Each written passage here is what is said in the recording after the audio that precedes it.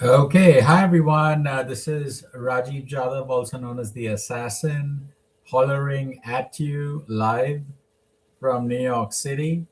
This is my second live, and these lives are focused on helping all of you to understand a little bit more of the power and benefit of speaking at, well, for being a speaker, but also speaking at the United Nations. And also, what is the process that someone might want to go through, undertake to understand how to become a professional speaker as well? Well, that's one part of it, how to be a professional speaker, and also what are the benefits of being a professional speaker and how does one go about speaking at the United Nations or being a speaker on a TED stage or any other stage for that matter? So it's really so there are certain aspects to there are okay,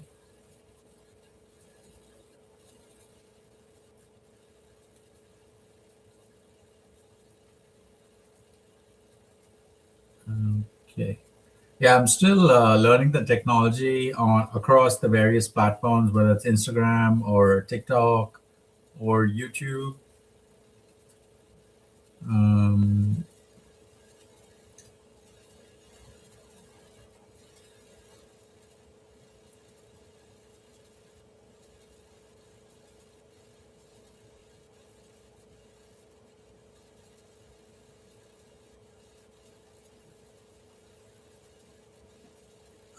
okay, so it is. Yeah, nice to see you all. Thank you for jumping. Thank you for jumping on. Salt. Oh, that's a great name. Nice to see you. And who else is on here? Yeah. So we're talking about what it takes to be a professional speaker, and also um, how to go about speaking at the United Nations, and why anyone would want to speak at the United Nations to begin with.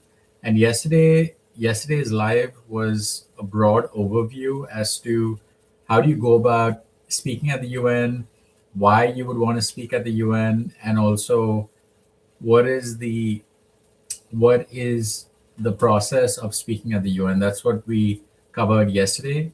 Today, I'd like to cover one of the aspects of speaking at the UN, which is, or speaking anywhere, which is about storytelling.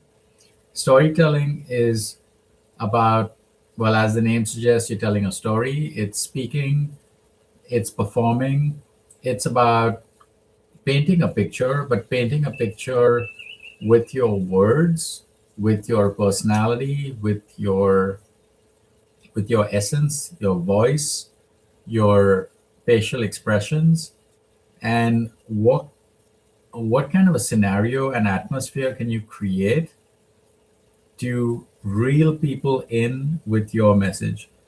US Marine 2014. Hey, nice to see you. Thank you for jumping on. The Yeah, so we're talking about storytelling. So when it comes to storytelling, there's obviously a variety of many different ways of storytelling. You could typically start a speech or any kind of story by asking the audience a question. Hey, how many of here by a show of hands agrees with so and so? Or wait, what? What is going on here?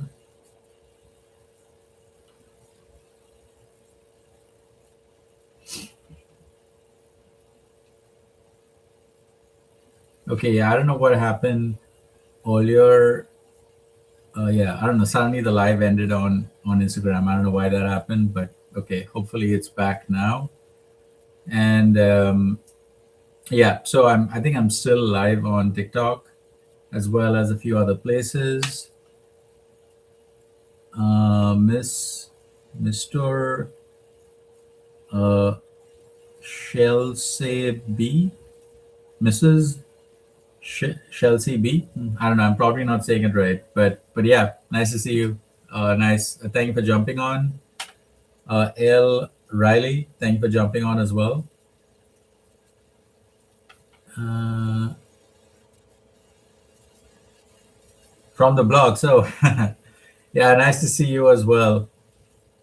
Yeah, so we were on the blocks together. The blocks is a reality TV show that's somewhat like Shark Tank, as well as I guess Big Brother to a degree. It is a business-based competition where, yeah, Little Preeny, yeah, yeah, so this is the founder of Little Preeny Prenatal Care.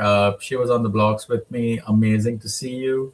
By the way, you and I, we gotta reconnect and catch up. So I know what the amazing things that you're up to. I would love to reconnect. So let's definitely connect after this.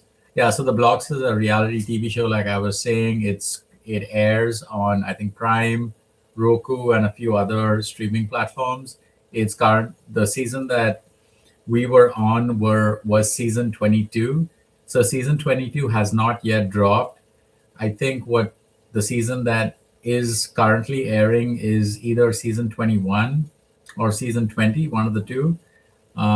So the yeah, and of course this is a spoiler-free review mention of the show. So obviously, I'm not going to tell you what is the outcome of the show or who won, whether I won or didn't win. Well, you'll have to watch the show to find out. But it's a fun show. It and basically everyone that made the cut was.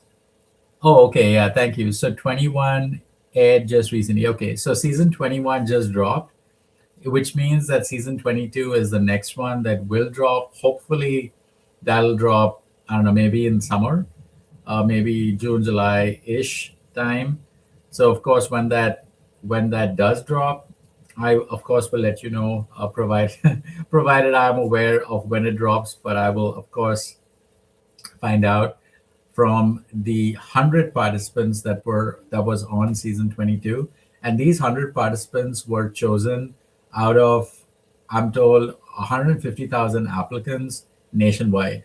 So it certainly was quite an a feat to be shortlisted by the producers of the blocks and then to make the cut, the 100, and then from the 100 there were several other rounds, and then as you went through it, and then you made the top 50, and then from the top 50 the top 20, and then from top 20 the top 10, and then the top 5, and then the top 3. So progressively, being in that top ranking was obviously a pretty huge accomplishment, but even being there to begin with was pretty huge.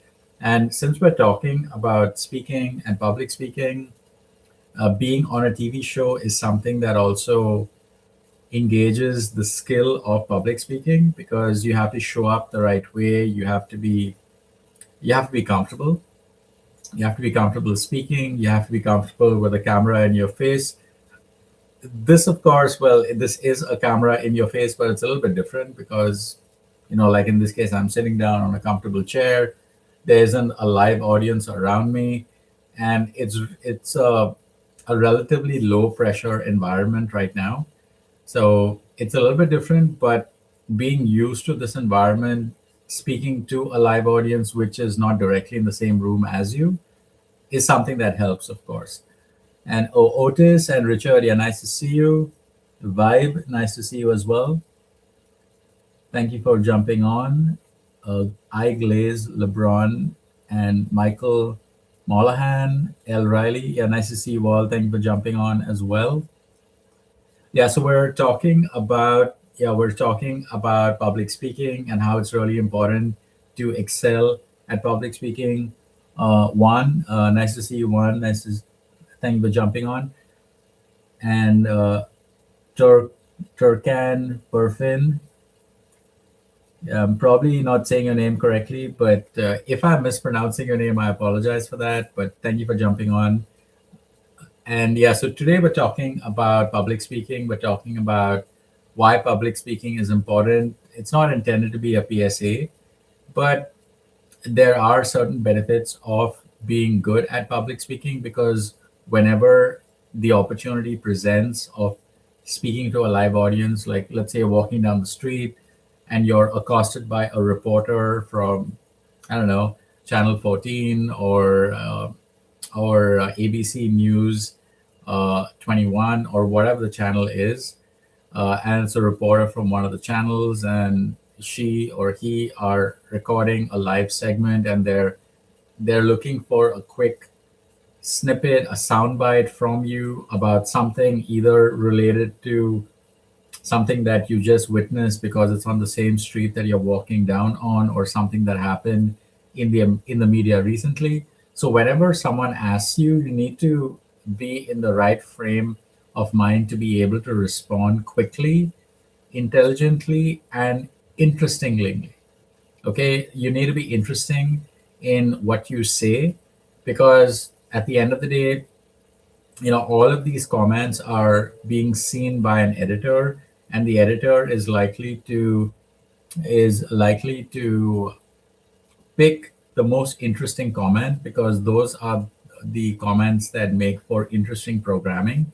And it's all about programming these days, and whether formally or informally. So the takeaway here is be interesting, right? So be passionate, be interesting, be happy, be enthusiastic, be interested in the person that's asking the question, but also be interesting, such that the people that are watching you at home or wherever they're watching you are like, wow, okay, that guy was pretty interesting. Either because he or she said something interesting, or because there was just something innately interesting about them. Maybe how they spoke, how they stood, maybe they were wearing something interesting. Maybe they had like a unique hairdo on, they had a streak of red or pink or something in their hair, whatever, right? So there's always something about you that could stand out and could be interesting. And I would advocate strongly for you to lean into that. Because at the end of the day, we're in this ocean of people here. And how do you stand out? And the reason you want to stand out is because you want for certain people to know who you are, especially the people that are relevant to your mission, to your cause. So, for example, if you're a business owner, if you're a founder, you're leading a project, you want for certain people to know that you're exceptional at something, that one thing that you've potentially been hired for. So let's say you're at work, you're a great project manager, and you want everyone to know that you're a great project manager, because maybe there's someone super senior in the company that finds out that you're a great project manager. Unbeknownst to you, you may be hand selected behind the scenes for another amazing high profile project. And that's how things happen. So it's really important that you be super interested, you appear knowledgeable about certain things. Whatever you speak on, try to be as specific as possible. This way, whatever you say will be taken seriously, and you will be remembered, and you will be associated with someone that is an expert potentially about a certain subject, as well as someone who could be viewed as an expert. Now, the reason why you want to be seen as an expert is because this draws in people towards you, it draws in collaborators towards you, it draws in partners towards you, people that maybe want to partner with you by doing a podcast with you. They want to, depending on how it is, maybe they want to do a TV show with you. They want to feature you in a TV series because there's just something unique about you that lends itself to that specific project that someone is working on. So the opportunities are absolutely infinite as far as what is possible when it comes to partnership, right? So the goal is to try to be really comfortable when it comes to speaking in front of an audience, whether that audience is a live studio audience, or an audience in the room that you're in, or an audience that's away in their homes watching you on a broadcast, right? So the goal is to try to be as put together as possible when you're speaking to people. And the whole art of speaking in a knowledgeable, impactful, cohesive way is something that makes you memorable. Okay, so that's as far as the broad structure. Now I am talking about storytelling here. So we were talking about, what is a good way of starting your story, and especially if you're doing a speech and there is an audience that you can interact with. You of course can interact with the audience and have some fun with it, because that's a great feeling when you see people there. They are reacting to your energy, they are reacting to your comments. You can ask them, it could be a dialogue too. So that is something that is super helpful. And if you are in that situation where there is a live audience, you should absolutely seize the opportunity and engage with people, because people love to be spoken to, they love to be recognized, they love to be acknowledged. And why wouldn't you? And sure, there might be some person that says, oh please, I'm shy, don't talk to me, and that's fine. Just move on to the next person, because the next person might be absolutely happy that you picked them or chose them, right?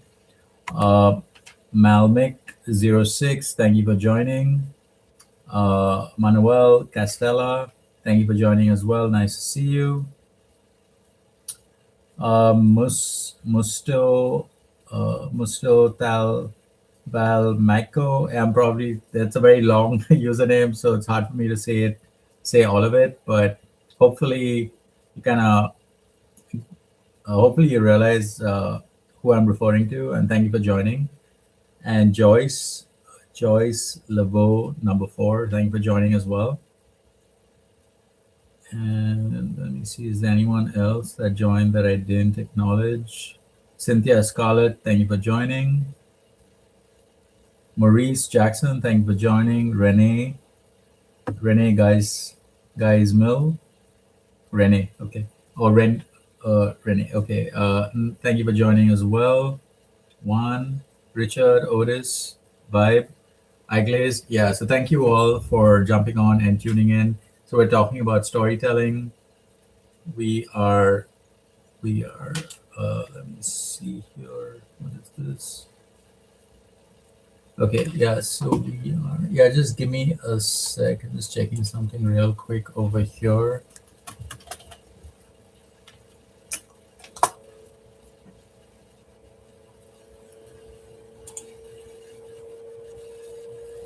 Let's see.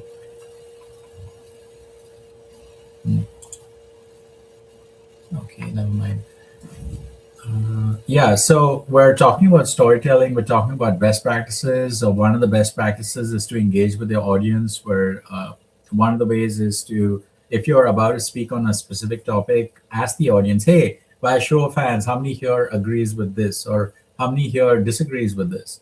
Or and sometimes just to re-energize the room, you could just ask someone a very simple question where it's like an obvious question, like, hey, how many people are happy to be here, put your hands up. So the point is, you kind of want an immediate answer, because when someone reacts to the immediate answer, you have their participation, you have their attention. And because you have their attention, you have their interest. So it's really important for you to have the interest of the people that are watching you speak, because the more interest you have, the more they're going to feel involved with the entire experience of hearing you speak, as well as they will be more invested in the point of your speech, as well as, okay, let me like really listen in as to, ooh, what is he saying. Ooh, tell me more. So you really want people like leaning in with interest, so that they catch every single word that you're saying. And when people like what you have to say, they will want to listen to you the next time you speak, and the next time, and the next time. And the whole point is to create your followers, your fans, that want to support you, because you genuinely are an interesting person to listen to, as well as who will champion you and support you every opportunity that they get, either when they're in the room with you, or even when they are speaking to their friends. They're saying, oh my god, I went to that show the other day, and the guy on stage or the girl on stage, oh my god, she crushed it, she totally slayed it, and she was amazing, and she was just so clever. And and there was a heckler, and she dealt with it really good. And whatever it is that they say about you when you're not in the room, and that's just speak volumes as to the effect that you had on that person. So Anyway, I kind of maybe went on a little bit of a tangent over there, but the point is you want to engage with the audience as often as possible because it reels them in. Now, after getting that initial audience reaction, the next part of what you say should be a statement. It should be some sort of a thought-provoking statement. Did you know that the digital content creation economy is currently estimated at 25 billion, and it's going to jump to $90 billion in the next 10 years, in just 10 years. So again, that actually is an actual data point. It's something that I used when I spoke at the United Nations a few days ago, because I speak at the United Nations pretty often. EBK Events LLC, nice to see you. Thank you for jumping on. So you want to mention data points like that, especially because these data points are like, wow, they're like, ooh, it's like big numbers. They seem really massive. It suggests importance. It also suggests impact and significance. So when you're talking about something really big and significant like that, so first of all, people are like taken aback about like, what? Wow, like you told me something I didn't know previously, and because now I know, I feel like I'm smarter because of what you just, the wisdom you just dropped. So you're adding value already, right? So you kind of want to inform people, you want to educate people, but you want to do so in an interesting way, in a way such that people can believe that you're saying this because you just know this is your area. So that's why you're saying it as a matter of fact. You're not saying it to brag. And again, I'm not saying that there's anything terrible about bragging. Sometimes you have to brag to make your point, but the point I'm trying to make here is when you're armed with certain data, certain facts, it really gets people's attention because numbers are easy for people to hear as well as really focus on and understand. So when you drop a number, it's a good way of getting someone's attention pretty fast. So you start with something like that. And then after saying that, you want to pause just for a second or two. Let what you've said resonate with the audience. Let them really uh, get it. Let them hear it. Let them absorb it. Right? You want that message to linger a little bit, and then continue. That's called the power of the pause, the mighty pause. And you should use pauses frequently during your speech to communicate impact. Not all the time, but for specific points in your speech, you want to pause just a little bit. And that is something that is something that's super effective as well. Alia Dane, thank you so much for jumping on. Nice to see you here. Pa, pa, pa. Toya. Oh, nice to see you, Toya.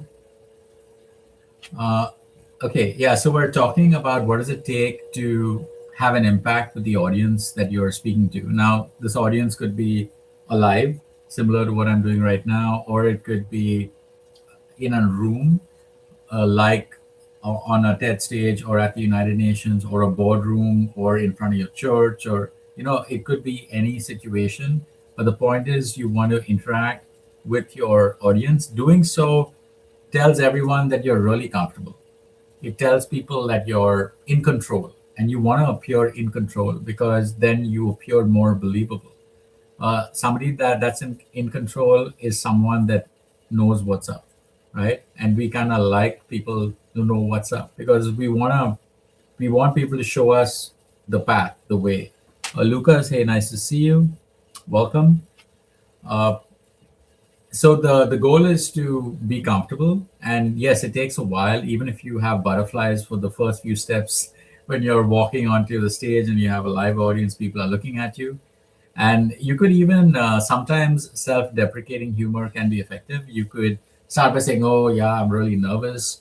And then you can even have some fun with it. Hey, anyone here speak in front of a crowd? And anyone feel nervous? Yeah, yeah, yeah. I'm with you. I'm with you. I'm totally with you. But you know what? I'm getting better. Thank you for making me feel so much at home. I feel a lot better now. I'm over it. Thank you. So you could kind of have some fun with it like that.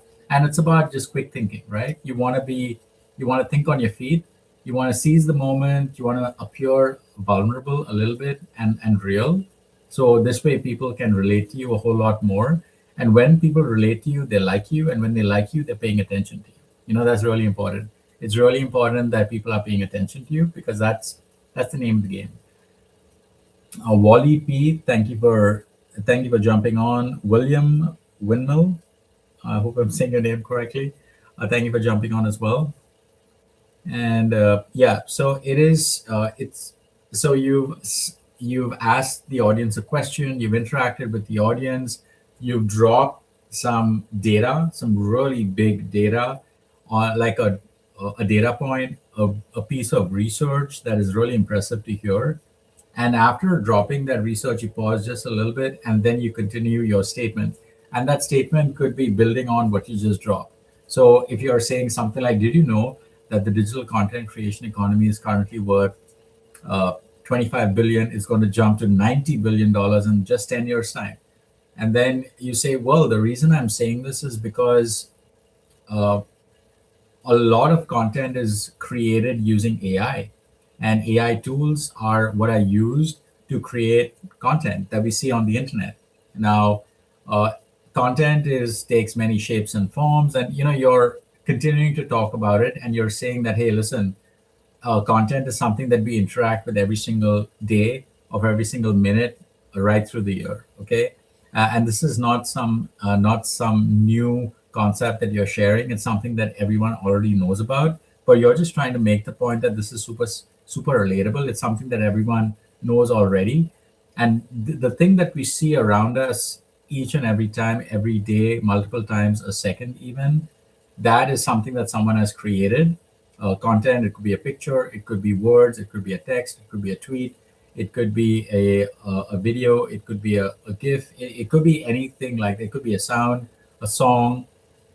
All of this is media, and a lot of the media is created using AI. Now, I'm not per se, advocating that everyone has to use AI and AI is the best thing since sliced bread. I mean, yes, AI has a lot of utility, and it has, like, major applications in content creation.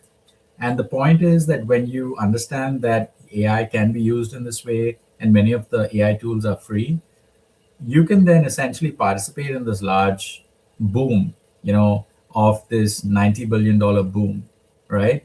And how do I know that you can? Well, you have people all over the world that are already participating in this. They are on Fiverr, they're on Upwork, they're on various other places like that, and they're getting paid. They're getting paid a lot of money for tasks that involve utilizing AI. Now, whether they're using AI to scrape data from the internet to build a list, a mailing list, or they're using AI to build a social media campaign, or they're using AI and Midjourney to make beautiful images, or they're using VO or Clink or Link, or those various tools that are used to make really slick, believable, realistic video content. So regardless of what tool you're using, all these tools are out there. And yes, there are certain tools that you require credits, and it will cost you a little bit to use it. But there are several other tools. There is always a free version of a tool, or a similar tool that offers a similar feature that is free. So it's something that does exist right now. You just got to research it just a little bit. Ask ChatGPT. ChatGPT will tell you as to what are the AI tools out there that exist that do this specific function, which are the free ones, which are the freemium ones, which are the totally always free ones. It'll kind of tell you, and then you have your options right there, and then you can use the ones, or begin to use the ones that are totally free. And as people find out about what it is that you do, then they'll obviously want to hire you, and they'll pay you more money. And with that more money, you can then think about investing some of that into some of these tools that might have a price attached to it, and it's worth it, because if somebody is paying you 20 times or 30 times the cost of like of whatever it costs, if you're spending like $10 and the person is paying you $300, does it make sense to spend that $10? Hell yeah, because then the product that you make is so much more valuable compared to if you didn't spend the additional $10 and make it just super and amazing and rich and slick, right? So the point is that there are many tools out there that people are using already to participate in this huge big boom. And once you start creating content and let people know that this is what you do, people will come out of their way to meet you and have a conversation with you and work with you and pay you, more importantly, right? So the goal here is to get paid, and you can get paid by using AI in this way. Now there's many other ways that AI can be used, obviously, and each of those ways has its own opportunity that is attached to it, which will increase in significance in the coming days. So the point I'm making is that when you're speaking to people in your speech and you're saying, hey, listen, did you know that the current economy is worth so many billion and it's going to jump to so much, and you can participate in this, and this is a huge opportunity, so why would you not grab this with both your hands? Like, why wouldn't you, right? So the point is that you can speak to people, explain the significance of why you're saying what you're saying, so they can start thinking about, oh, I didn't really think about it quite this way, and oh, I can get paid. And yeah, you can get paid because there's hundreds of other people that are getting paid. So why not you? Hmm? Why not you? Right? So it's something to think about. Okay, vid or flash or vid o flash. Hopefully, one of those was the right way of saying your name. Thank you for jumping on. Willie O Razda. Thank you for jumping on as well. Nice to see you. Marie and someone else whose name I'm not going to say. And Dismal Gonzalez, thank you for jumping on. Carrie JDA and Quiet Quiet Income. Oh, that's cool. That's a cool name. And RLT 1952, Good Times, Jay and Osita. Thank you all for jumping on. And user 726 and Raquel, William, Wally P, Lucas. Yeah, so thank you all for jumping on. I really appreciate you supporting me and helping to, like, with you jumping on, it's motivating me to continue to do what I'm doing. And I really hope that whatever I'm sharing here is giving people ideas as to how you can, maybe you started with doing a live like this yourself, and I'm motivating you that, hey, you could go a step further. You could take this show on the road and become and keep practicing. And there are various places that you can practice speaking, and like places like 1 Million Cups and Toastmasters. So Toastmasters is a great place that you could engage with. It's totally free to attend. You can go to their website, toastmasters.org, and you can find a place. There are many clubs. I'm in New York City. There's about 77 clubs in New York City. Regardless of where you are in the world, I'm sure there's a Toastmasters club either in your city or in a city near yours. And it doesn't matter whether the club is in your city or not. I mean, it doesn't matter entirely, because many of the clubs you could join online via Zoom. And this way you can kind of find out more about it. And sure, if there are clubs in your city, then you could potentially visit one of those meetings in person and request to speak in front of the live audience, which is what I'm advocating here. It's really important to speak in front of people, because that's when you really feel if you've won the audience or not. And it's really important to speak in front of audiences and to win the audience over, because that's a great way to help you in succeeding at life and in many other things. Like if you think about politics, not that I'm trying to advocate for one party over the other. I'm not saying that Republicans are better and the Democrats are better. I'm not saying any of that, but I'm just saying that, whoever won the election, like I'm in New York, right? So Mamdani won and is the mayor. Now, the reason why he's the mayor, there are many reasons, but one of the reasons was that when he participated in the debate, he stood strong with his point of view. He was very firm. Yes, he came across really friendly and nice and likable. All that is part of your stage game. But beyond that, all the points that he said was extremely well thought of. It was very extremely well structured. He was making his point. You knew that he, as someone listening in, you knew that this person knows what the hell he's talking about, right? So you really want for some when you're speaking, you want people to think that, oh, this guy really knows what he's talking about, or she really knows what she's dropping. She's spitting facts right now, and boy, oh boy, yeah, she like, yeah, this is someone that I like totally need to look into. Okay, my little kitten has decided to bomb this broadcast. I hope. Yeah, this is Shadow. Shadow, say hello. This is Shadow. Yeah. So that's Shadow, a little kitten who I manifested. That's I guess the story for another time. But the short version is, I was just thinking one day, oh, wouldn't it be cool if I had a black cat to complete my cat collection? Because I have a white cat, a gray cat, and an orange cat. So I guess black was the other major color that I was missing. So I was just thinking, silly me, I was thinking, wouldn't it be nice if I had a black cat to complete my collection? And it was just a random thought, right? A silly thought. And I didn't think anything of it. But no sooner, no sooner than I had that thought, the next day when I exited my building to go for some event, I saw this flyer on my door that said, "Oh, kittens for sale." And guess what? There were three kittens on that picture, two of which were black.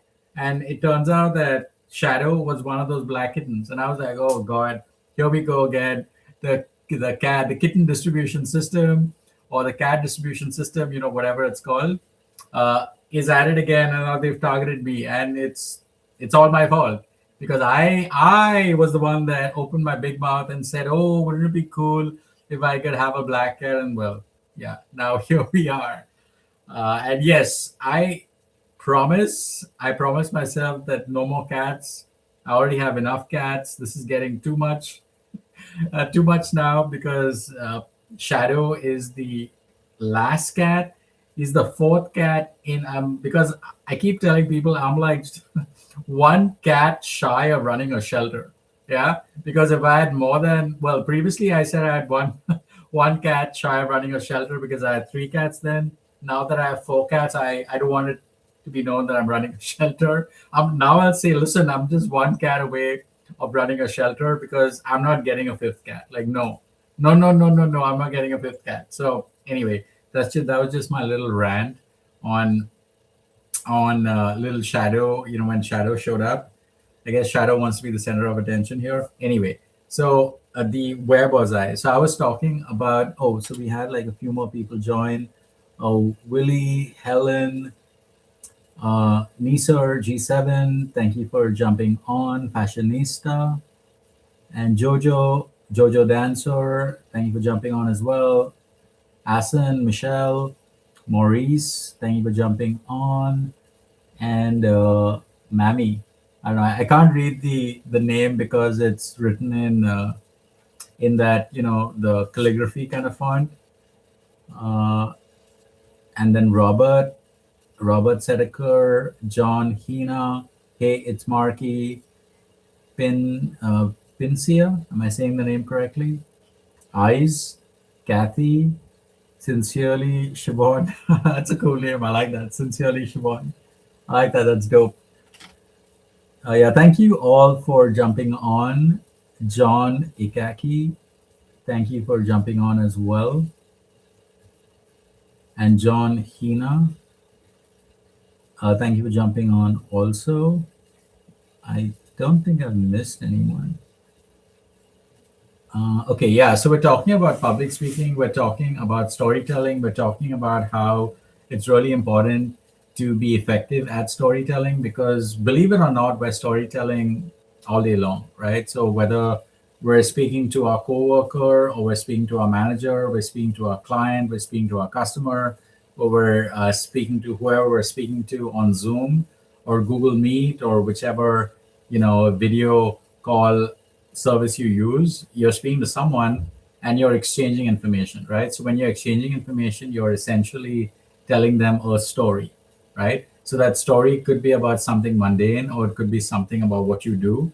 But whatever it is that you're talking about, the goal is to try to make the other person feel really excited that about what you're saying, right? So there's several ways of achieving that. One way is to smile. Well, obviously not in this creepy way, but I was just exaggerating the point of saying smile, because when you're smiling, it just raises the energy level. It makes other people feel happy. It invites the other person to smile also, because when you're smiling, it almost like says, hey, it's okay to smile. It calms the nerves a little bit for yourself and the other person or people that you're speaking to. And again, see, not everyone is going to smile when you smile at them, even in something like a Zoom meeting. But it's okay. The goal is to just be yourself, just relax, have enjoy the experience. And when you enjoy the experience and you're smiling, you're having a good time, other people watching you know that you're having a good time, because it's very clear that you're having a good time. It's very clear that you're comfortable doing what you're doing. You're comfortable in your own skin. You're comfortable being in the situation, whichever situation this is, whether it's a situation of you standing on stage, whether it's a situation of you addressing the room in a boardroom, or in a meeting room, or in a meeting hall, or in standing in front of the audience at church. Whatever the case is, the point is people need to know that you're really comfortable being there. Because when people realize that you're comfortable being there, they're going to ow, ow, ow, ow, they're going to pay more attention to what it is that you have to say, because people like confidence, right? Confidence is super infectious. And anyone that says anything with confidence, you just automatically kind of believe them, because you're like, really? Okay. I mean, I didn't know that, but you said it like you believe it. So maybe it's true. And it's a starting point, right? So whenever you say anything, you want to say it with confidence. And confidence starts with you being comfortable with, well, comfortable with you, obviously, but also comfortable with the situation that you're in. And you really have to own that situation. So the, oh yeah, we have a few more people jumping on. Thank you all. There is Chunky D67. That's a cool name. Boomer Dad. Wow, that's a dope name. And then user 581 and Carol. Thank you for jumping on. Yeah, so you want to be comfortable in any situation, especially the situation in which you have volunteered to speak in front of an audience, or in front of a group of people, or whoever. Wait, what is going on with my tech today? It's just like not cooperating. I don't know what's going on here. It's just really bizarre. Okay, anyway, I got sidetracked slightly. The Yeah, so back to what I was talking about. So you really want to be comfortable in the situation that you're in, the situation that you put yourselves in, and the situation that I'm talking about specifically is speaking, storytelling. You are speaking to a room, you're speaking to an audience. It could be a live audience, it could be a studio audience, it could be an audience of people watching the broadcast. Maybe this is a Facebook Live or an Instagram Live or some sort of a live, YouTube Live maybe, and you're speaking to your audience from the screen. And then whatever you say needs to be conveyed in a very enthusiastic way. You need to be happy that you're doing this because you enjoy doing this. Because if you enjoy doing what you do, you're going to say it in a way that just sounds fun. And we usually like to hear people saying things that they enjoy, because that fun, that enthusiasm, that excitement is contagious. And then when you feel that I'm enjoying what I'm saying, I'm enjoying the experience of sharing my wisdom, sharing my learnings, sharing some tips, tricks, hacks, and cheats with you. It's I'm trying to help you here, and I'm doing it in a way that's easy to understand. It's fun. I'm not like speaking at you. I'm I'm saying it in a way to shadow, behave yourself. Okay, behave yourself. Okay, so the point is you have to be comfortable. You have to be comfortable with who you are. You have to be comfortable with the topic that you're speaking about. You need to be grateful that you have an audience that's listening to you. you should acknowledge them by saying, hey, thank you so much for coming here, and thank you. And you can even have some fun with it. Hey, you, the person with the red tie or the red bow tie or the black jacket or the whatever, right? Whoever the person is in the audience, hey, thank you for coming. I know you're having a great day and it's going to get better. Thank you for coming. So you kind of want to say things like that, that makes people, calms people. And then when you continue with your story, you want to establish the fact that you know what you're talking about by dropping some key data points like research from some famous report. It could be Harvard Business Review, it could be New York Times, it could be Fortune, it could be what someone said on CNN, it could be something that Gary Vee said on one of his many interviews, or it could even be something that someone famous said, right? It could be someone in business, it could be someone in someone like some sort of like an icon that said something, you know so the point is you're starting by mentioning, you're starting with a question, you're dropping a data point about, hey, did you know this? Then you're explaining why that data point that you shared is significant, because you drop them, and then you're saying, okay, this is why I said that. You're painting a picture with, okay, here's how it kind of makes sense to you. And of course, now all of this, whenever you're saying, it's really important to be mindful about the time.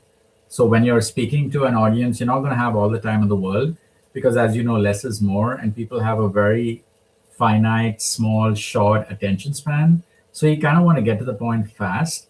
Okay, so think about in your mind that, okay, you want to speak for like 7 minutes, where 5 minutes is the core message, and the other 2 minutes extra is just to engage with the audience, ask some questions, have like, walk around, you'll take some time in doing that, in interacting with the audience, all that sort of thing. But the point is, you kind of want to think about a message that's really tight, that's really specific, that starts with a very interesting opening. You're making a point with some data. You're illustrating a picture or a scenario in which you're saying, hey, this is why I said what I'm saying. And then you can, and this is what I did at my last talk at the United Nations. I said, hey, turn to the person to your left and say, you're a criminal. And then they said, you're a criminal. And they were like, whoa, what? And then as I turned to the person to your right and say, you're a future millionaire. And they said, oh, you're a future millionaire. And so the point is that when you do audience interaction like that, you say, turn to the person and say this, turn to the person and say that. It's, first of all, it engages people. It kind of stops them from being this passive listener into an active participant. So you want people to be an active participant in your speech, because then it really makes them a part of it as opposed to detached from it, right? And when they're a part of it, they're going to remember every single thing that you said. And that's what makes for you to be remembered as an amazing speaker, right? And that's what's going to get you invited to more places to speak, because people know that, oh, when he or she shows up on stage, oh, they really bring it. They really bring it, and it is an experience. Like, everyone has a good time, and he's such a powerful speaker. Whatever people speak about you, right? So when I engage with the audience again by saying, hey, say this, say that, and then I explained, okay, so this is why I asked you to say this, because there's this huge, big opportunity here, a digital content creation economy. It's $90 billion. If you don't participate in this, you're leaving money on the table. And that is a criminal waste, okay? It's a criminal waste of you just leaving all this money on the table. That's why you're a criminal if you're leaving this opportunity on the table. And if you embrace this opportunity by grabbing it with both your hands and not letting go, you will be a future millionaire, right? So you pick. What do you want to be? You want to be a criminal? You want to be a future millionaire, right? Take your pick. So the point is, these kind of exercises really kind of make people think, because they're now an active participant in your little immersive skit, if you will. I mean, it's a speech, but it could be, a little sketch or even a skit. But because you're interacting with them, they feel like they're part of the experience as well. So now that you've said this, then you can say, okay, let me tell you a little story. And then you say, okay, so there were these two girls. one of them was in Egypt, and she was a street seller, and she then took her skills and she learned some AI, and then she uh, turned her street selling business into an online grocery store, and now she's supporting her family. And this was reported by a news agency in the Middle East. And then there was this other girl in Ghana who is helping kids to little, who's helping girls to code, and it's called Girls to Code, or that's the name of the organization, and that this was reported by this other news reporting agency. And these are two examples of how women are embracing AI and how they're teaching themselves skills and building upon that to then make them live, to achieve financial freedom, live with dignity, to have choices, support their family, support their community. So the point is, you're then building on that, and then you, depending on how much time has passed, then you say that, okay, so I'd love to leave you with a thought. The thought is that we are surrounded by AI technology. All of this is really easy to use, or you just need a phone to use this. It doesn't have to be the best phone. It doesn't have to be, Galaxy S26 Pro Max, whatever. It could just be like your basic phone with, like it doesn't have to be like the best of the best of the best. It could just be a basic phone. It could be, even even at, like, I don't know, like an A10 or whatever. The point is that you just need a phone, you need a data plan or internet connection, and with that, you're off to the races. You need to school yourself, you need to educate yourself by learning some skills, and in doing so, you will be setting yourself up for success. And why wouldn't you, right? I mean, we're in this amazing time in the world where all this opportunity is right there. It's right there for the taking. It's up to you to seize this opportunity and make the most of it. And it all begins with storytelling. So it's really important that you embrace storytelling in a big way. I mean, you think storytelling, oh, it sounds like it's meant for kids, but if you think about it, stories are how we as humans understand and retain information. So the more interesting the story, the easier it is for us to retain that information, to make sense of it, and that's how we understand, right? So whatever it is that you do, from the people that are watching, there's, oh, Nanya Business. That's a great username, Nanya Business. And official Rachel and James Anthony. Yeah, nice to see you all. Michelle, Flynn, thank you for jumping on. Toro 4X, thank you for jumping on as well. Okay, it looks like we got someone else that jumped on literally as well. Oh, okay, Shadow. Okay, you are just a problem. You are a problem. By the way, are there any cat people in the room here? Can anyone deal with my plight of dealing with a very overactive, hyper kitten that just, finds the most inopportune time to just make their presence known and then be like, hey, listen, I'm bored. Okay, so let me just, I see Rajiv doing something. Let me just climb on his chair. Let me just jump on his shoulder. Let me just like stalk him a little bit. And when I'm bored, let me just do it all over again. I know it seems kind of like funny to say it, but then that's actually happened. It happened like twice or thrice on this broadcast. And I don't know if people are like laughing, and this is not intended to be a comedy show. It wasn't intended to be a comedy show. But that being said, if I am responsible for a few giggles and chuckles and laughter, I'm all for it, because I think laughter is the one thing that can really change everything. And they say that the more you laugh, you extend your life by, I don't know, like 5 hours or like 5 days or something like that. There is a data point like that, so you can absolutely look it up on, by laughing more, you're actually extending your lifespan. So I'm extending your lifespan by you laughing at my plight. You're welcome.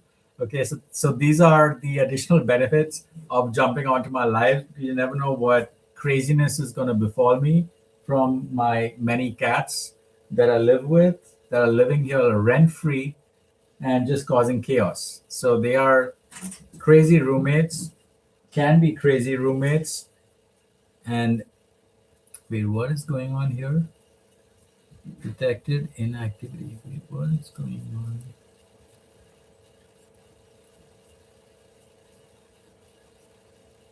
Huh?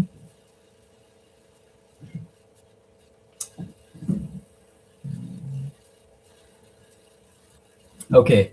Yeah, there was something strange about, like, I don't know, all the technology seems to be just weird. It's like it's all, there was some strange activity, and I got something weird happen on Instagram, and something weird is happening on TikTok, and it's saying, oh, is this actually a live? Are you live? And I don't know. Anyway, I'm just gonna stop the rant, but that's what I was dealing with, and I was doing that really annoying jigsaw puzzle thing that you're doing on TikTok to verify that you're a human and you're actually doing this.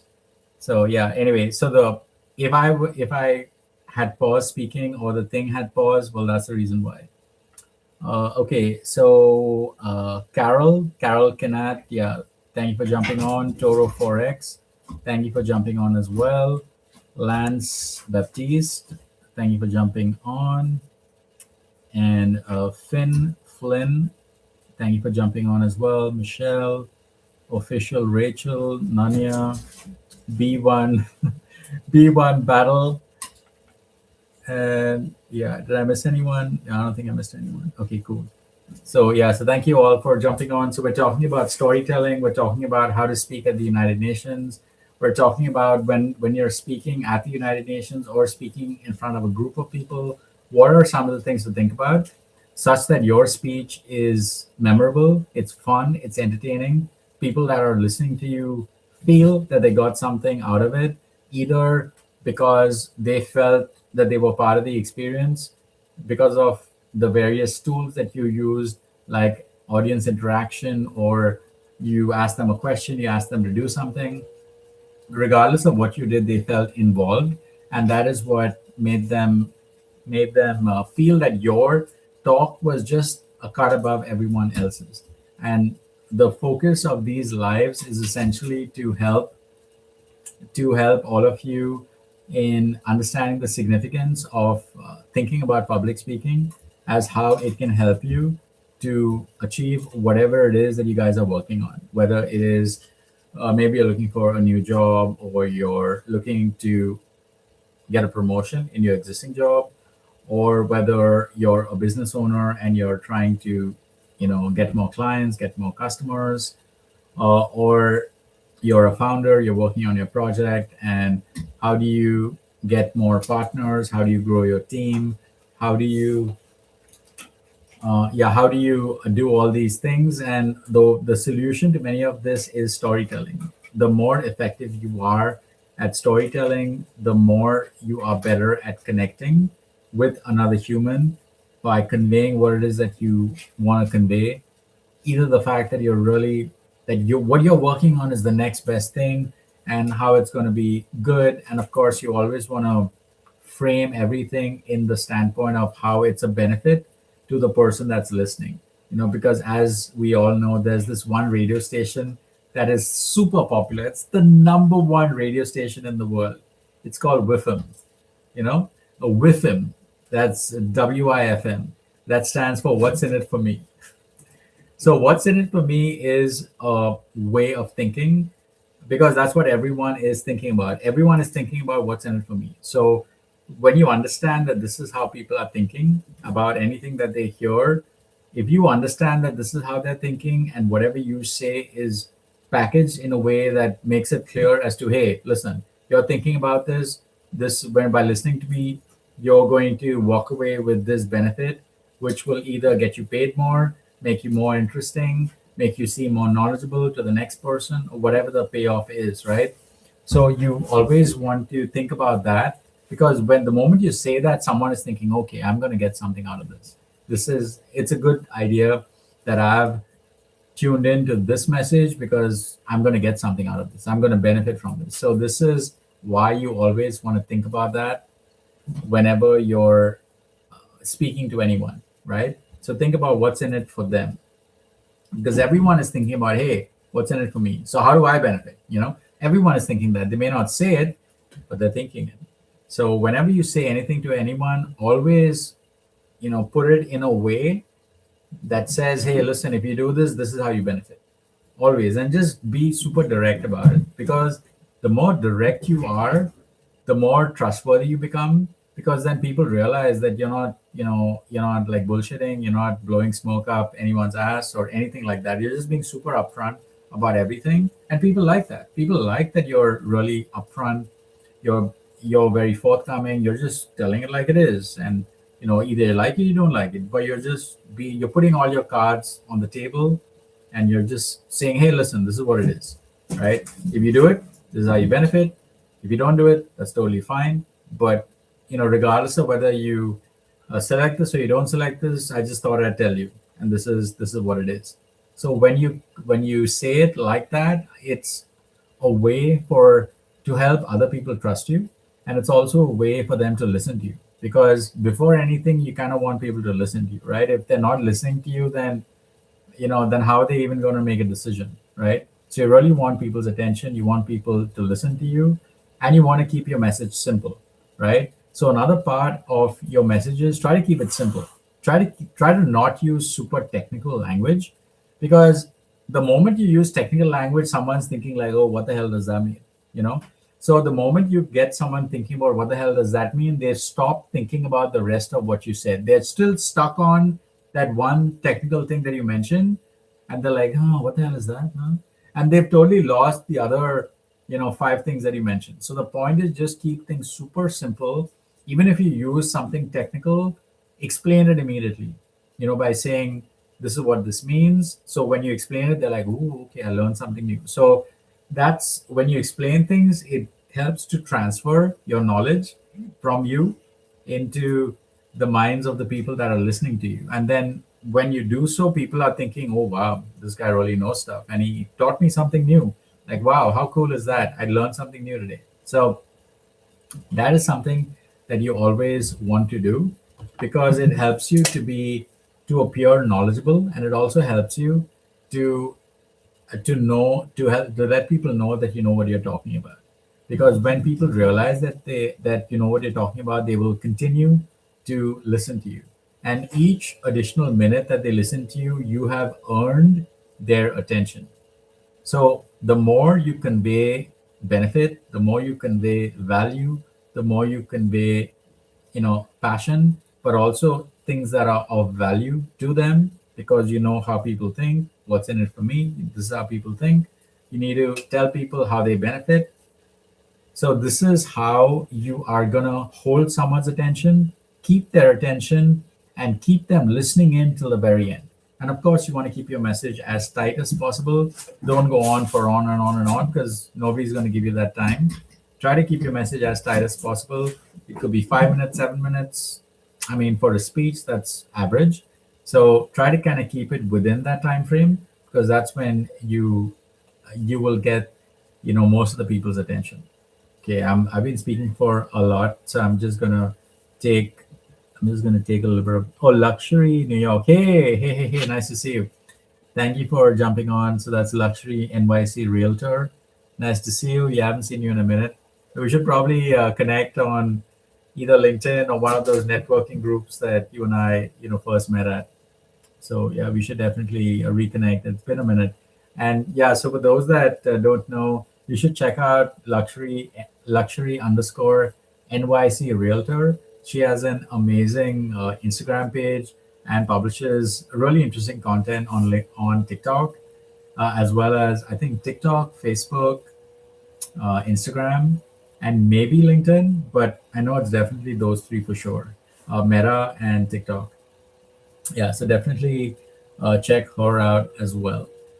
Uh, and yeah, and she's a realtor, and she makes it look cool and interesting. So definitely check her out. Yeah, I'm just gonna take a little sip of this.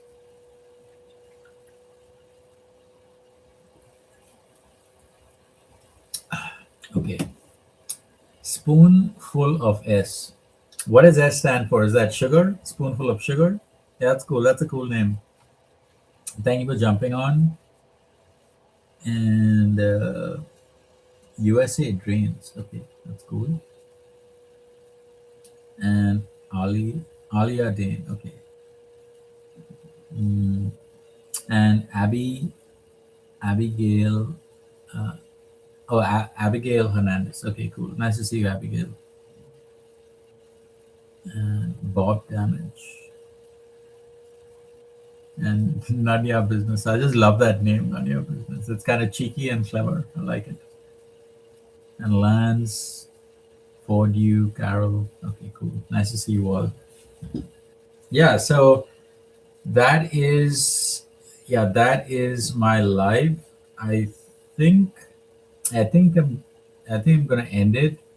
But if anyone has any ideas on anything else that you'd like for me to cover in these lives, which is about everything to do with speaking at the United Nations, I would send me a DM and I would love to either maybe have a conversation with you, on my next live. And I'll try to do these lives as often as possible. Small introduction about me. So, I run a PR agency where we're helping people manage their reputations online. And we're essentially helping people be seen as a thought leader because when you're seen as a thought leader, the people come running towards you and you don't have to chase anyone, right? So that's how we're helping people. Yeah, so if, and part of the point of these lives is to add value, and by sharing information on the different things that are part of communication in general, part of public relations, part of advertising, internet marketing, customer acquisition, like basically how to keep you guys successful. Oh, Daniel Knight has joined. Okay, hey Daniel, nice to see you. His handle is 10x unicorn.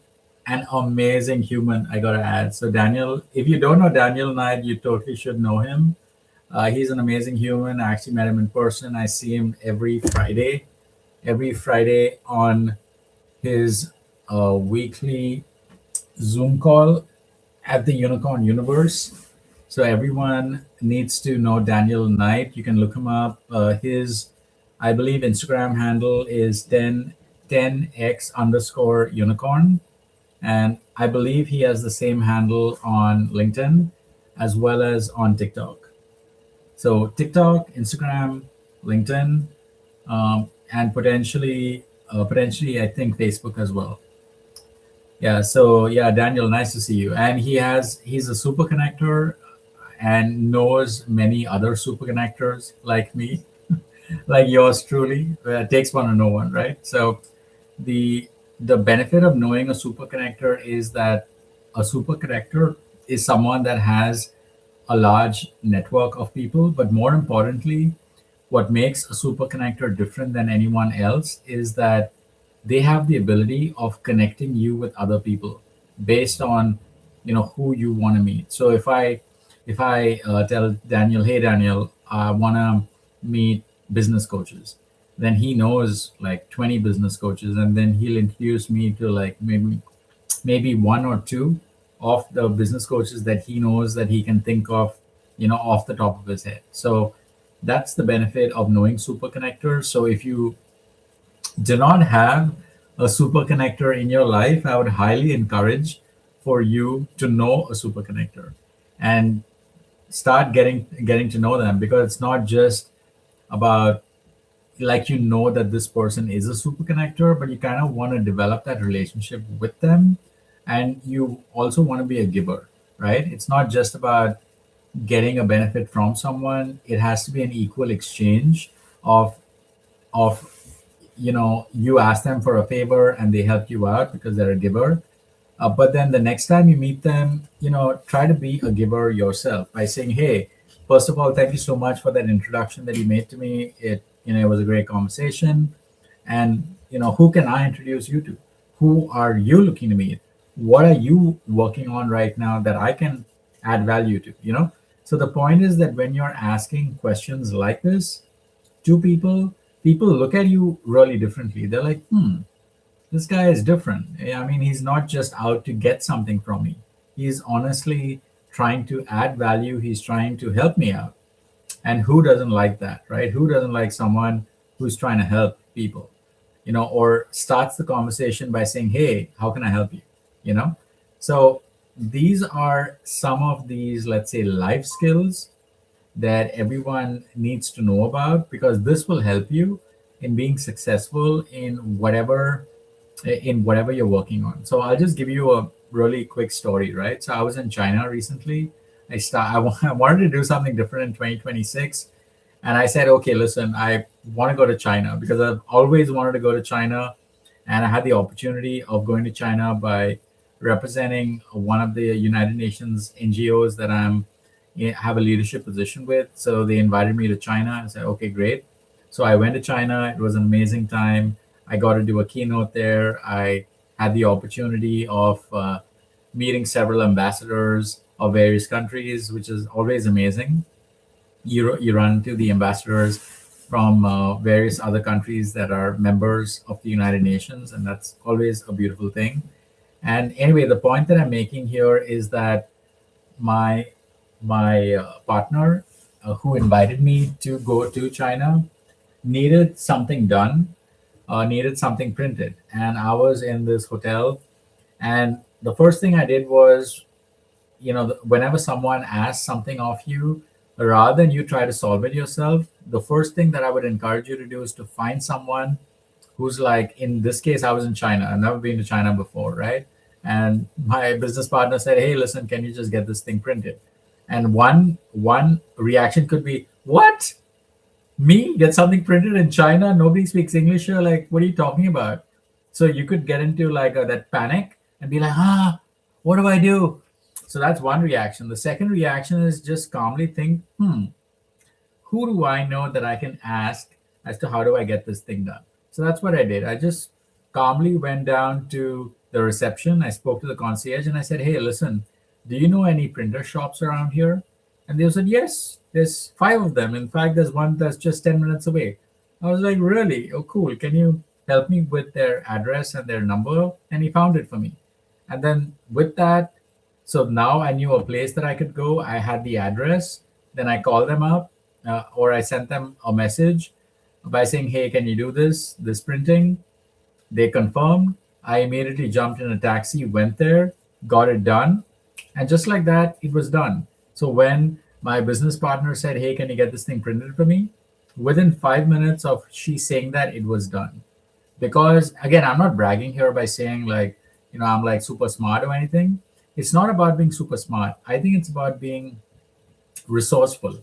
And I think it's about being unafraid to ask people for help, to essentially asking people that maybe you don't know too well, people that you even see in passing. But like I said, just be friendly, just by saying, hey, and just be like upfront, right? Because you kind of don't want to beat around the bush because that wastes time. And when that wastes time, people get suspicious. So Nuance Salon, hey, Jenny, nice to see you. Nice to see you here. It's one of my BFFs that I met on the blocks. So it looks like the blocks crowd is like, streaming down. So hey, Jenny, nice to see you. Always great to see you. Yeah, and you should definitely check out Jenny. She has an amazing spa. She's based in in Massachusetts, somewhere near Boston. But you should look her up on. She's on Instagram as well as on TikTok and Facebook. The name of her business is Nuance Salon and Spa. So you should definitely look her up. I think she's joined the stream, so I think you should be able to see her. But if you are not able to see her, just look her up. You'll see her right there. Yeah. So back to the story. So the point is that when I asked the person for help, and it wasn't some big ask, right? I wasn't asking him for like a stock tip, or I wasn't asking him some crazy question. It was just a very routine question, and because previously I was friendly to him by showing a genuine interest in him, and he in conversation it came out that he wanted to come to America. He wanted to be a student, and I was like, cool, stay in touch with me. Let's connect on WeChat, which we connected. I said, you stay in touch with me. I'd absolutely love to help you out. Consider me as a friend, as an ally. And so people like that. People like when you're very forthcoming, when you're open about connecting with them without any agenda, you're not trying to take advantage of them, you're trying to add value, and are just upfront about that, people like that, right? So now, of course, I didn't know that I might need his help. I didn't even realize that. That's just how I am, right? So whenever I meet anyone, I'm just super friendly, very nice, very pleasant, friendly, make a few jokes, and just try to make them feel nice. So it's not people pleasing, just as a clarification. This is not some advocacy for people pleasing. What this is an advocacy for is human connection, right? So we're all humans and we're all trying to connect with another human that we are meeting in whichever place we're meeting, right? So you jump into a car, it could be a Lyft and Uber or whatever, Didi, as was the case in China or even in Mexico, because that's the prevailing service there, Didi. So when you go in there, you say, "Hey, your car is great," or "Wow, is this a new car?"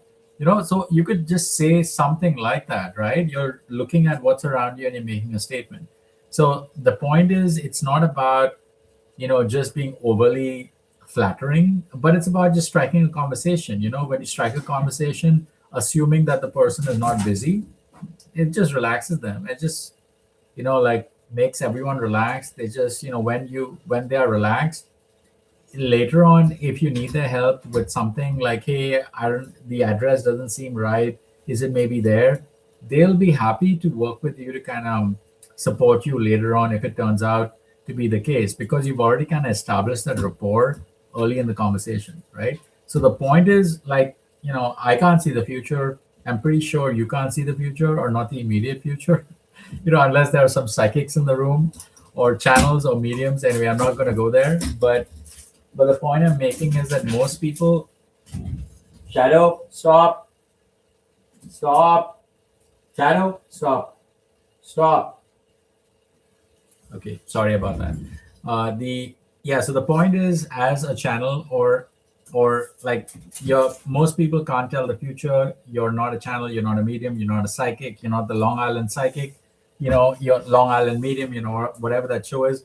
So the point is, you don't know what the future holds. And the best strategy is just to be nice to people, right? Just to be nice, to be pleasant, to be helpful, kind, generous, just be nice. You don't have to just go out of your way by saying, "Ooh, what is that handbag? Oh, this, that." I'm not saying that, right? I'm saying just genuinely, just be nice, right? Be pleasant. So that's what I'm talking about. And when you do so, you never know when you being nice to someone helps you in the time when it matters the most to you. Because sure, to that person who was at the front desk of that hotel, sure, he helped me out by just, it took him 2 seconds to look on his maps and say, "Hey, this is the printer, it's just 5 minutes away." That's your answer, there you go, right? It just took him like 2 minutes or 20 seconds to do that. It wasn't a big deal. But because I had already established the relationship of being nice and kind and interested in who he was and understanding what his goals and dreams were, when it came time for me to need his help, and I didn't know that I would need his help, but it just turned out that I did, and then he was more than happy to help me out, and he did so with a smile on his face, right? So the point is, uh, again, I'm not trying to say that this is like tradecraft and I'm training you to be a CIA field agent, or I'm not saying any of that, though I'm sure some of that might be true if you are in fact in the CIA and they train you on stuff like this. But of course, that stuff is, I mean, I guess I've seen too many of the spy movies, Born Identity and Jack Reacher and all that stuff, where they show some of this in there. But the point is that, even if you look at that, you can learn from that and say that, hey, there's a benefit to being nice to people, right? When you're nice to people, people will generally 9 out of 10 times, help you out, especially if your ask is not some crazy ask, right? You're asking for help about, "Hey, listen, I'm trying to do this little thing. Can you help me out?" And that's it. You're not asking them for money. You're not asking them to do anything like walk 10 miles. You're not asking them like, you're just asking them for like, just a little assistance, where they're not taking too much effort on their part. But that little effort that they took changed everything for you, right? As I've just described in this little story about my experience in China. So The point is, the little moral of the story is just be nice. Be nice to people, because you never know when that niceness building over time might come in handy when you may need to ask that person for some help. And again, I'm not advocating for you to think about, ooh, let me be nice to the person because later on I might need to ask them something. Ooh, I'm not saying that, right? I'm saying just be nice, because when you're nice, other people will be nice to you back, right? I mean, that's as that's as plain and simple as I can make it, because that has been my experience, and I'm just telling you about my experiences. And this is how I have practically benefited by, I'm like talking the talk and walking the walk as well, right? So I'm talking about something that just happened. It was earlier this year in China, or distant land where they don't speak any English at all. Even at the airport, they don't speak English, barely, right? And even on that, my Google Translate or whatever, I was like translating it and pressing the speaker icon to have the machine speak, like blah, blah, blah, whatever it said, right, in Mandarin. And but the point is, like, even there, when you show up a certain way by showing a genuine interest in people, and you kind of like put it in there, and you press play, and then they hear exactly what you're thinking, albeit in a playful way. They like it. They really like it, because they don't expect that a foreigner is going to take the effort of even saying that, trying to make them smile, trying to make them feel good. They don't expect that. Most people that are in another place, they don't expect it. And when you take that extra effort of making somebody feel comfortable in that way, like in their language, boy oh boy, do they appreciate it. They really appreciate it. So if you're planning some foreign trip somewhere, maybe you're going to Mexico, maybe you're going to Puerto Rico, maybe you're going somewhere else, maybe you're going to Europe where they speak a different language, or somewhere else in maybe Latin America, or any other place, maybe India, Asia, wherever you're going, just think about this. Just think about this and make sure you have your Google Translate, and whichever country you're going to, just download the offline pack of it, so that even if you don't have a data plan. And small tip on the data plan, you should, if your phone has supports eSIM, I would highly recommend that you, there's this website I went to, what was it, booking.com, and I downloaded the eSIM data plan from there, and I found that to be really helpful. So if you're planning a foreign trip, I think that could be a good place to get a data plan that could work in the country that you're going to. So again, hope that helps someone, whoever's watching. If you are planning a foreign trip, this could be great, especially if it's a short-term trip. You're going to be away for like 2 weeks or something. This could be the perfect way for you to kind of have that data access, and it doesn't cost a lot. It's like, I don't know, for a week it was really inexpensive. It was like $7, $10, like really inexpensive. It wasn't some crazy expensive price like 50 or 75 or $100. No, it wasn't. It was really inexpensive. And this was, of course, when I went to China. I'm sure, given the same system, you're going to a different country, I'm sure you can use it. And I'm sure the plans are equally, cost effective for that country as well. So if you are, you can like DM me, and I'm happy to kind of tell you more about it. Obviously, the purpose of this live was not to give you travel tips, but it's more so was to impress upon you the fact of being nice.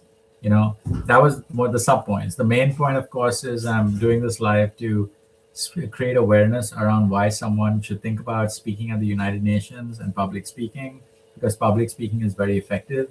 When you're on stage, it makes people think that you're an expert. You know something that's valuable that they don't know about. That's the impression that people have. So you should try to speak on a stage as much as possible, especially if you are a business owner, or if you're working on something that's unique, that requires or could be benefited by the support of other people or stakeholders. Then you really want to be speaking on stages, and you want for people to know that you are absolutely the best at what it is that you do, regardless of what it is. Like, for example, Jenny here, she is the owner of Nuance Salon and Spa. She's amazing. She's gifted at many things, including running a business, but also at hairstyling and various technologies involved with beauty and cosmetics and skincare and hair care and scalp care. and a bunch of other things that I don't that I don't even know. But the point is, she is an expert on certain things, and she, if she wanted to, she could totally speak on that, in a trade show related where the room was filled with other, estheticians, and other people that were salon owners or stylists that work at salons. I'm just giving you an idea as to what is possible. So even though you know what you do and you do it extremely well, without even thinking, without a second thought, you do it well because you're an expert. But that knowledge that you have could be extremely invaluable to someone who does not have that knowledge. And when they hear you speak, it's like the Matrix, where Neo has that, the thing plugged in, and he plugs it in, and then he says, "I know kung fu," and then all that. So it's like that's a download. They're getting a download from you, and you're the expert, and you're sharing your information, your wisdom with them, and that's what is possible when you're speaking on a stage, or when you're public speaking, when you're storytelling. You're sharing your wisdom, and the more interesting your story, the more easy it is for people to listen to it, the more easy it is for people to understand what you're saying, and the more easy it is for people to listen to you, absorb it, and then actually use it, because that's what you want people to use the information that you shared, because then they can then later on come and tell you, "Hey, listen, Rajiv, that information you shared about me, I used, and boy, oh boy, it worked. It really did." And then even with this live, so many people have told me, "Rajiv, you should go live, you should go live." I was like, I don't know. And my video producer, Alicia, the one that does most of my videos on, Insta and TikTok, she said, "Rajiv, you got to go live, you got to go live." I'm like, ah. And then another person, Olivia Karagachin, I think her TikTok is LiveCat, I think. So she said, "Rajiv, you have to go live and try to have a conversation with your audience. Just speak to them as if you were speaking to a friend." And when she said that, I was like, speak to a friend. I could do that. I could, speak to a friend, and that's great. So, um, so that is what kind of prompted all of this, and then here we are. Here we are. Okay. Invite AM. Oh, AM. Yeah. AM. Yeah. Not invite AM. AM. Yeah. So AM, nice to see you. Lil Farmer 140, nice to see you as well. T Tom, nice to see you. Lisa T, nice to see you. Another username which I'm not gonna say. It's got an N in it. Uh, Nice to see you as well. Sunny Fines, nice to see you. GML, Dill, nice to see you. Antoinette Costa, nice to see you. Rose, June, Annie, Rafi, is that Hoku? 223, edit. That's a cool name. Nice to see you as well. Southern, B Southern. Okay, B Southern 2013. Nice to see you as well. Hello, Carmen. Plea, plea, plea to locate you. Okay. Yeah, nice to see you as well. Thank you all for jumping on. Yeah, so you've this is a live that's focused on public speaking, where I talk about the benefits of public speaking and how, when it comes to public speaking, you can speak at various places, including but not limited to a TED talk, TEDx talk, a university, a commencement speech, even the United Nations, and if you wanted to, even at the Capitol in Washington, D.C. There is no limit to where you can speak once you take a decision that you want to speak. In fact, here's a funny story as to how I got started at the United Nations. So I was speaking to this was, I guess, 2017, 2015. I used to do a lot of coaching. As in, I used to coach many people as a business coach and life coach and career coach. And one of my mentees that I was speaking to at the time, she said, "Ah, Rajiv, have a dream. Have a dream, Rajiv. Can I tell you what my dream is?" I said, "Yeah, sure. Tell me, what's your dream?" "Rajiv, have a dream." I'm going to speak at the United Nations. I listened to her and I was like, speak at the United Nations. I didn't think about that up to that moment. I was like, speak at the United Nations. I love that. Why did I think of it? But she thought of it. And I was like, I like that. Okay. So, and I was like, I like that. I really like that. And then I was like, you know what? I'm going to speak at the United Nations. Thank you for giving me that idea. And then I took that idea and I manifested it and I met a few more people, had some conversations. And within 2 months, I was speaking at the United Nations. So that's that's like how it got started. It started. So the point I'm making is we are literally just one thought away from changing our lives. Just one thought away. Why? Because thought precedes action, right? So before we do anything, we got to think about doing that thing first, usually, right? So think about whatever it is that you want, even if it's crazy. Now be careful what you think, because what you think could happen.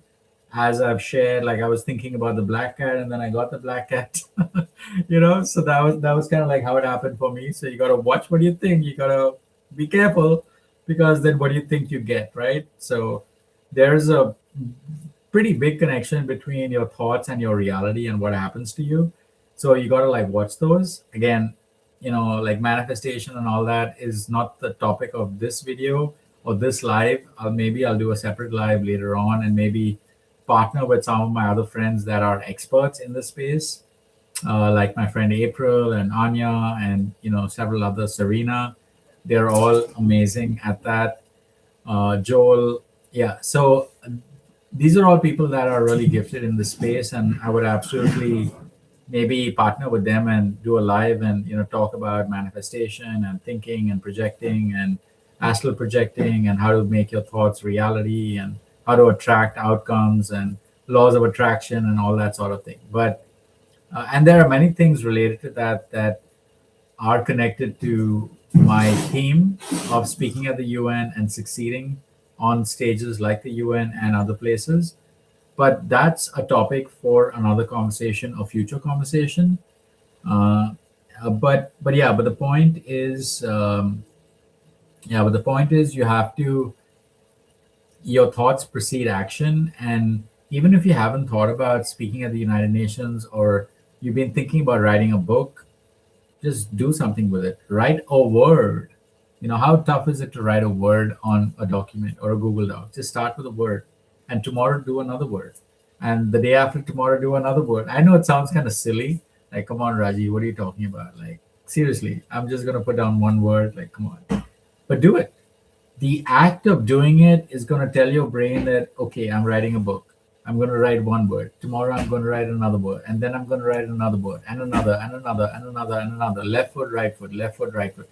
And you start making steps.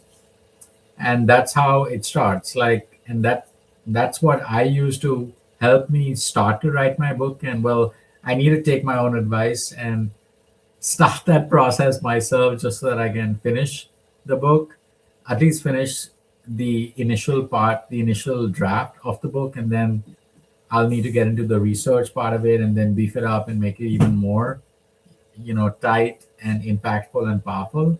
But yeah, I need to take my own advice. And I think, me speaking about it like this is kind of just reminding me that I got to do what I'm telling you guys to do. So, well, this is me making that commitment to all of you that I'm going to start today, after this live, I'm going to restart writing my book, which I did. I think I was halfway through. I'm just maybe three, maybe four chapters away from finishing it. I'm making this commitment to you, since when we make promises to people, we usually keep them. When it's promises to ourselves, sometimes we don't, sometimes we do, but usually when we're saying it to someone else, we do keep it. So I'm kind of going to use this opportunity to make a commitment, and from an accountability standpoint, say that yes, I actually did do something. So tomorrow or whenever I do my next live, I'll say that yes, I actually did make progress. I said that I was going to do something, then I actually did it, and I kept my promise. So I hope that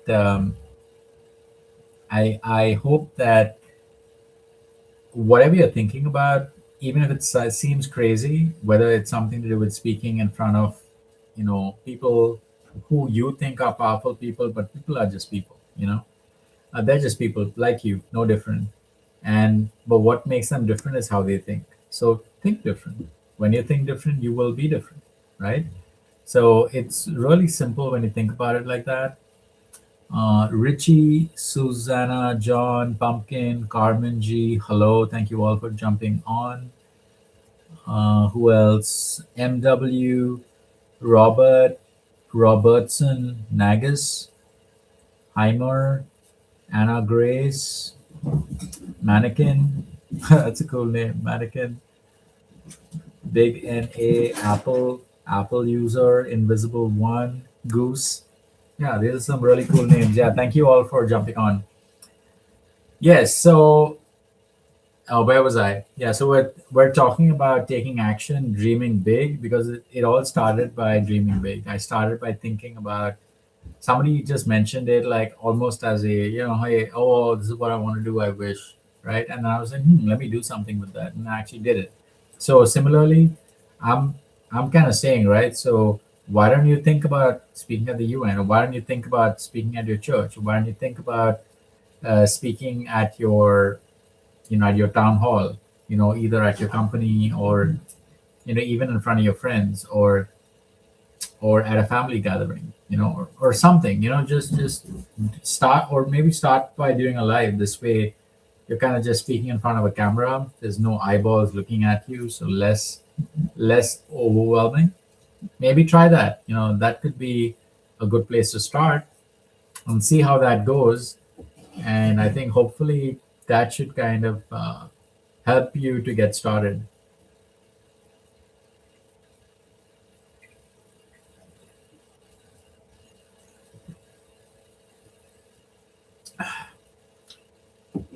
Yeah, so that is, yeah, so hopefully, whatever I've shared as far as storytelling, as far as audience interaction, hopefully some of what I shared has helped you in thinking about what you would do different the next time you speak in front of your class, in front of your team, in front of your boss or someone. I hope that I've given you something to think about, and I will see you on the next one. And of course, if anyone has any ideas, comments about what you would like for me to talk about, I'm always happy to look at the comments and structure my next live to answer some of those questions. So thank you all in advance for jumping on, and I will see you all on the next one. Until next time, I bid you all adieu. Salvador Garcia, yeah, nice to see you. Plea, nice to see you as well. And yeah, so I will see you all on the next one. So with that, I will wait. How do I end this? Let's see.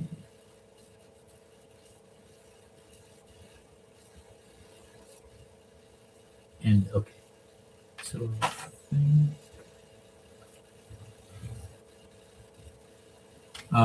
yeah, okay. So I'm trying to figure out how do I end the live. Do I press that? Does that end it? Okay, I think that ends it. Okay, great. So I will see you all on the next one. Hope you found value, and I'll see you on the next one. Have an amazing weekend. Try to step outside and enjoy the hopefully improving weather wherever you are.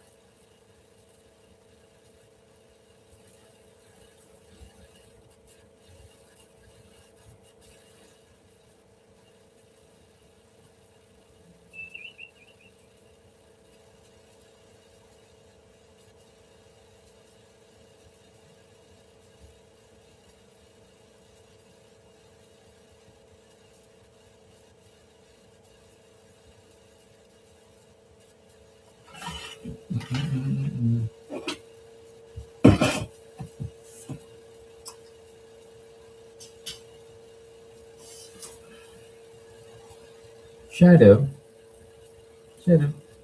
I'm such a little troublemaker. Mm, mm, a little shadow.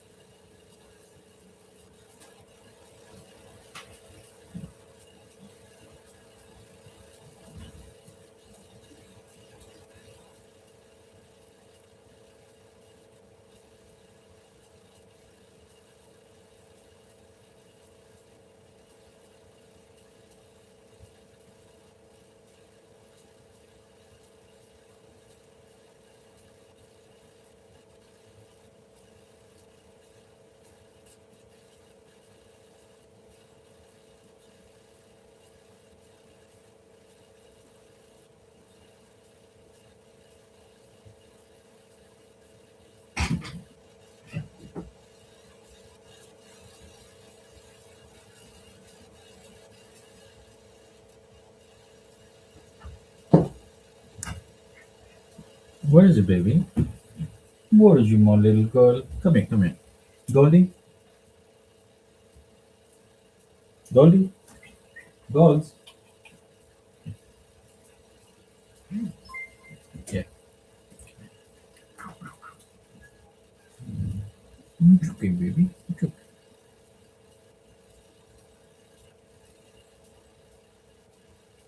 My little Goldie. Hmm? How's my little Goldie doing? Golds? How's my little baby doing? Hey, Shadow. How's my little Goldie doing? My little Goldie.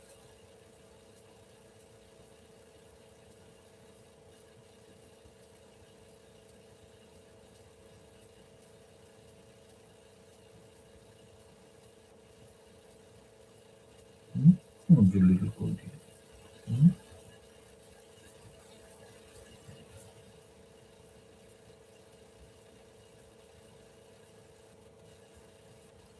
Okay, let me just finish.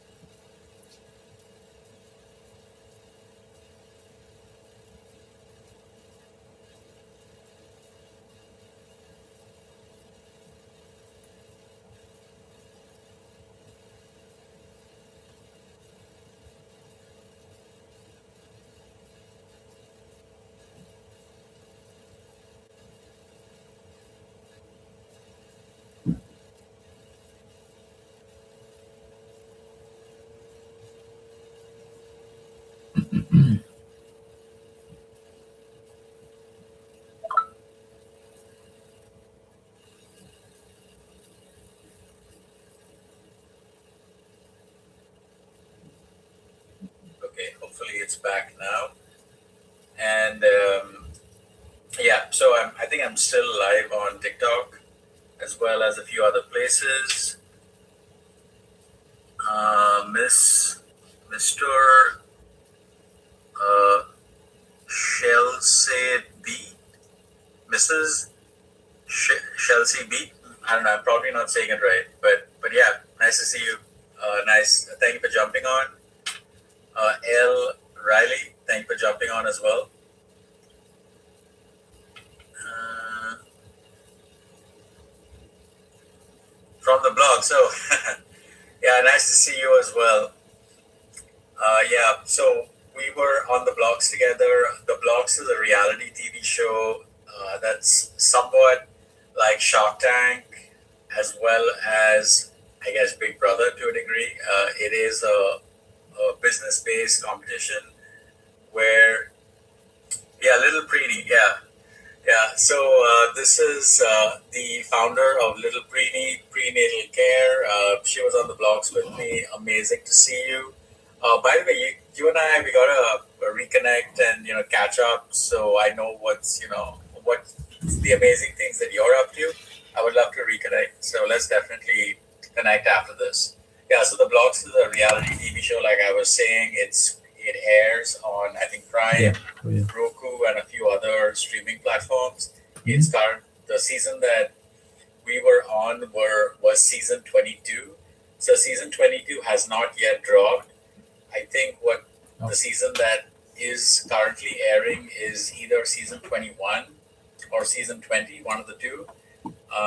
So the yeah, and of course this is a spoiler-free review mention of the show. So obviously I'm not going to tell you what is the outcome of the show or who won, whether I won or didn't win. Well, you'll have to watch the show to find out. But it's a fun show. It